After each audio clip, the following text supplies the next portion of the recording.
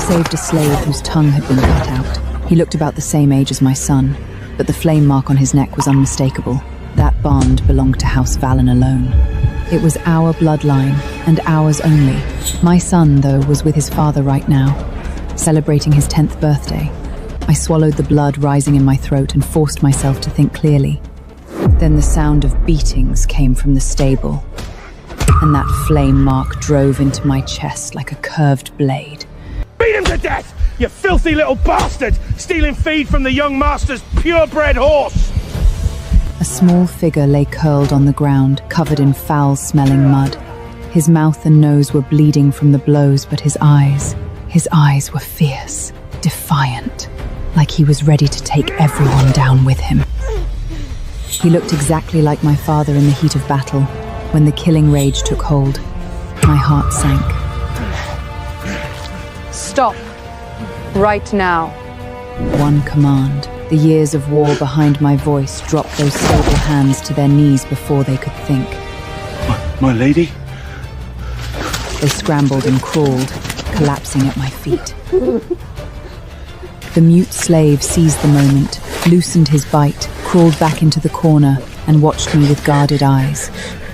I walked toward him, one step at a time. He couldn't have been more than 10, starved down to skin and bone. Beneath his thin rags, whip scars and frostbite wounds crisscrossed his entire body. Old injuries buried under new ones. 10 years. Had he been sleeping and eating in this stable with the animals for 10 years? My hand trembled as I reached out to touch his head. He swapped it away like a startled wild thing and exposed a dark red birthmark. Shaped like a flame, the bloodline mark of House Valen. The Valen bloodline runs hot in the vein. That mark looks like living fire. Lucas, the son I'd raised for 10 years, didn't have it. I always thought he took after his father, Julian. The truth had been right in front of me the whole time. My own flesh and blood, dumped in a stable, living alongside animals for 10 years. I pulled off my cloak and wrapped it around him, filth and stench be damned, and held him tight. He went surge for a moment. Perhaps it was the first warmth he'd ever felt. The ferocity in his eyes dimmed, just slightly. Don't be afraid. Come with me. I didn't take him to the main wing. Instead, I brought him to my private vault, the one where I kept my personal assets, the one only I knew about. I gave him a name, Kale Valen. I am the only daughter of Duke Roland Valen. Years ago, I set aside my armor, brought with me a vast fortune in dowry, and married down to a low-born scholar named Julia Ashfield. I spent years pulling him up by his bootstraps, until he sat in the highest seat in the kingdom, Royal Chancellor. Everyone said the Chancellor was devoted and lovingly henpecked. Our son Lucas was accomplished in both letters and arms. The king himself had named him Heir. Today was Lucas's 10th birthday. The estate was packed with guests. I reached out to check the back of his neck, but he instinctively pulled away and ran straight into the arms of Lillian, the healer. She was Julian's childhood friend from the same village, taken in after her family fell on hard times. The day I gave birth, I'd lost consciousness from a difficult labor. Lillian, as the attending healer, had moved freely in and out of the delivery room. Julian had waited anxiously outside. When I came to, they placed a wrinkled newborn in my arms and told me it was my son. Julian was standing beside Lillian now, straightening the hairpin on her head as if no one else existed. His eyes were soft in a way I had never once seen in 10 years of marriage. I looked at Lucas, at his almond-shaped eyes, identical to Lillian's, and the hand resting on my sword hilt began to shake. During that labor, I had fallen unconscious for 3 full days. No reason given. No explanation ever offered. Julian, my dear devoted husband, what exactly did you swap out? Mama, I want that one! Lucas was pointing at the birthday cake, but he wasn't talking to me. He was talking to Lillian. She shot me a timid glance, then said softly, Young master, your lady mother is right here. Mind your manners. She said, mind your manners. But her hands were already cutting the cake and lifting it to his lips. Lucas swallowed it in one bite and beamed. Lillian's the only one who actually cares about me. Not like some people, always forcing me to train with the sword. Some people. I was his mother. To give him a fighting chance among the nobility, I had hired the finest tutors money could buy for both scholarship and combat and driven him hard, day and night. And this was what I'd become to him, a grievance. Julian laughed and smoothed things over. He's still young. Kids say things. Don't take it to heart, darling. As he spoke, he casually reached over and smoothed out a crease on Lillian's collar. Practiced, effortless, like he'd done it 1,000 times. A sharp-eyed guest nearby made a joke of it. The Chancellor really is generous. That's quite the attention for a household employee. Julian didn't even blink. We're from the same village. Of course I look out for her. How amusing. Looked out for her so well their son got her exact eyes. Lucas picked up the first slice of birthday cake. He didn't give it to me, the woman who'd carried him for 9 months. He didn't give it to Julian either. He took it carefully with both hands and handed it to Lillian. Lillian's always been delicate. She needs the best piece. It'll do her good. Lillian put on her most flustered, grateful expression. But the corner of her eye slid toward me, sharp with something that looked very much like a dare. This isn't really proper, is it? Lucas announced loudly. In this house, what I say goes. Right, Dad?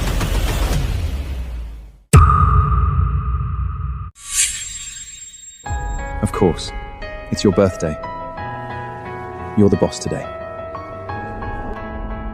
What a happy family. The crystal glass in my hand gave a sharp crack and shattered. Red wine ran through my fingers and dripped onto my skirt. The room went silent. A flicker of panic crossed Julian's eyes before he frowned. What are you doing? It's a celebration. Blood on a day like this is a terrible omen.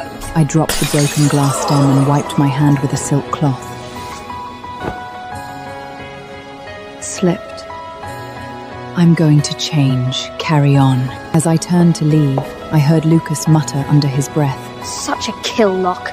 Always walking around with that face. I didn't break stride. I am Ellara Valen, commander of the Valen Legion. My tears are for soldiers who die in battle. They will never for domestic affairs. I didn't go to my chambers. I went around to the stone terrace in the rear courtyard, Julian's favorite spot. Sure enough, footsteps came hurrying in not long after. Dad, when's that old witch gonna die already? Soon.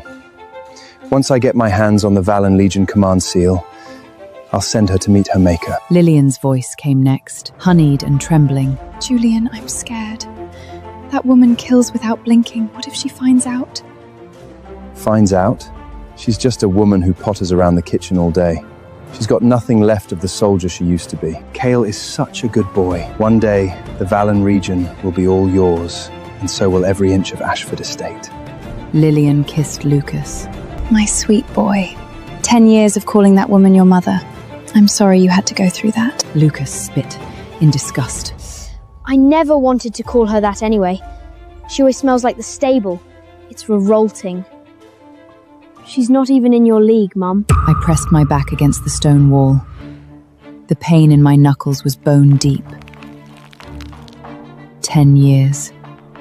Every last day of it a lie. The man sharing my bed, an animal wearing a human face. The son I poured myself into raising. A creature just waiting for the right moment to bite. House Valen has served this kingdom with loyalty for generations, and we had been used as a stepping stone for this filth to climb on. I didn't step out from behind that wall. The way I stood now, no military authority, no evidence. Storming out would only tip my hand. Ellara Valen does not go into battle unprepared. When I returned to the main wing, Julian was waiting with a cup of sobering tonic. He looked up with warm concern the moment he saw me. Darling, where did you go? I've been looking everywhere for you. I made this myself. Drink it while it's hot. I didn't touch it. Settling into my seat and adjusting my sleeve, I said, Julian, I was wandering in the garden just now and something came to my mind. Julian kept his smile. Oh? What's that? Lillian's not getting any younger. It isn't quite right for her to go on living here indefinitely. People will gossip. As lady of this house, it's my duty to find her a suitable match. Julian's expression shifted. Lillian's hasn't been well. The physician said she can't handle too much stress. A marriage right now might not be... All the more reason to lift her spirits. I've already found someone. The butcher's son on the east side of town. Built like an owl. Her family runs a butcher shop. She'd eat well every single day. He'll have her looking plump and healthy in no time. The colour drained from Julian's face. That butcher's son was a notorious drunk. 3 dead wives, all beaten to death in a stuna. That's completely out of the question. Lillian comes from a decent family. She can't marry a butcher. I looked at him evenly. Oh, she thinks a butcher is beneath her. You were a penniless scholar when I married you. I didn't complain. Julian's speechless. Besides, her parents are gone. I'm her sister-in-law. As her sister-in-law and the lady here, I'm the one responsible for her future. This is my call to make. I didn't give him room to argue. The wedding carriage comes tomorrow morning.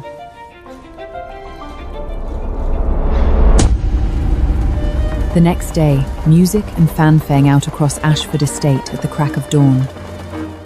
A red bridal carriage rolled directly up to Lillian's door.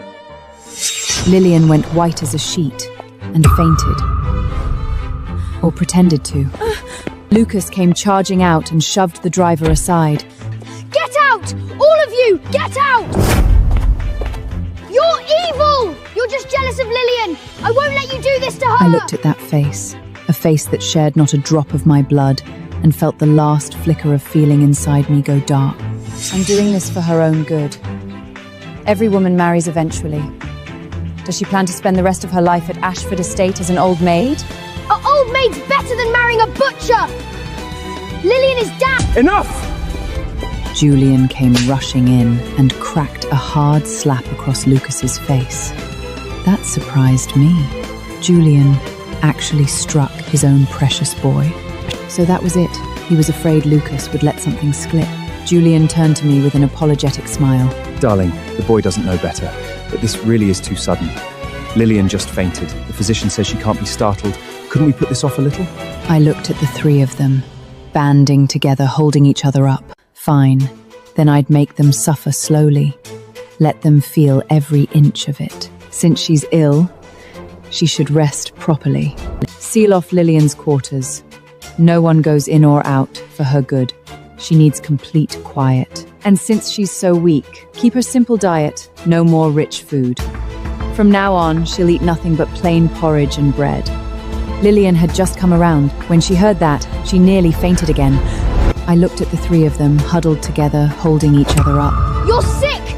You're trying to starve her to death! It wasn't a hard kick, but it was the last one I would ever allow. I slapped him across the face, hard. Lucas stood there, stunned, hand pressed to his cheek, staring at me like he couldn't believe what had just happened. 10 years. I had never once raised my voice at him, never my hand. Until now. Bring me the house road. The steward crept forward, trembling, and held out an oil-soaked leather strap. Ellara! Have you lost your mind? He's 10 years old. You'll kill him with that thing. You're telling me he's 10 years old?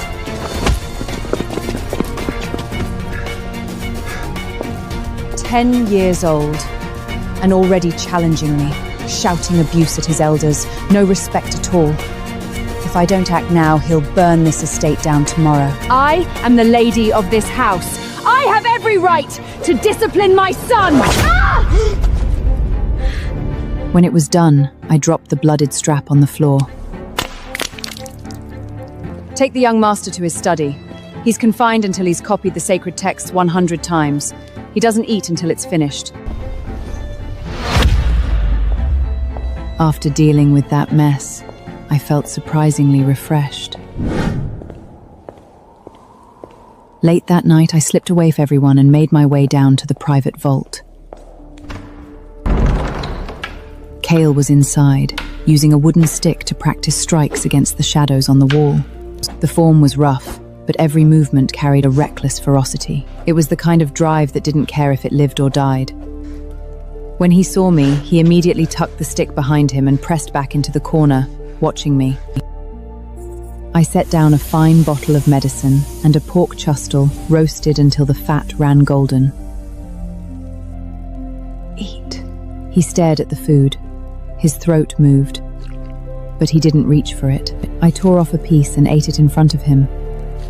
That was all it took. He launched himself at it and ate like he was trying to make up for every missed meal at once. When he finished, he looked up at me. Some of the warriness had left his eyes. I picked up the wooden stick and settled into a proper opening stance. Do you want revenge? I didn't treat him like a child. I treated him like a soldier. Do you want to grind every last person who ever stepped on you into the dirt beneath your feet? Cal couldn't speak, but the fire that blazed up in his eyes nearly leaped out of him. He nodded, hard, once. I took his hands and adjusted his grip, corrected his posture. From this day forward, you are House Valen's wolf. You learn to hide your fangs, until the moment you can close them around your enemy's throat. Meanwhile, Julian dropped to his knees outside Lillian's sealed quarters and begged. I let him suffer a while, then played along. I released Lillian, but I demoted her to my personal handmaid. Her first duty, washing my feet. And while I was at it, I took back full control of the entire estate. To make them completely drop their guard, I began to flatter and coddle them. I deliberately let Lucas steal the strategic manuscripts my father had left behind, so he could run to his worthless father and take credit. Then I dismissed the strict swordmistry instructor and replaced him with a pack of fanning, idle rich boys as study companions and let Lucas throw himself into gambling dens and let his training rot. At the same time, I took Kale out to a valley beyond the city and ran him through hell. He didn't flinch from pain, blood, or injury. Weighted runs, bare-handed fights against wild wolves. He endured it, all of it without complaint. Within a single month, he could draw a 300-pound warbreak, and he had completely grasped the essence of the Valen family spear style. Watching him train, sweat pouring down his face, I knew with absolute certainty. This is the true bloodline of House Valen.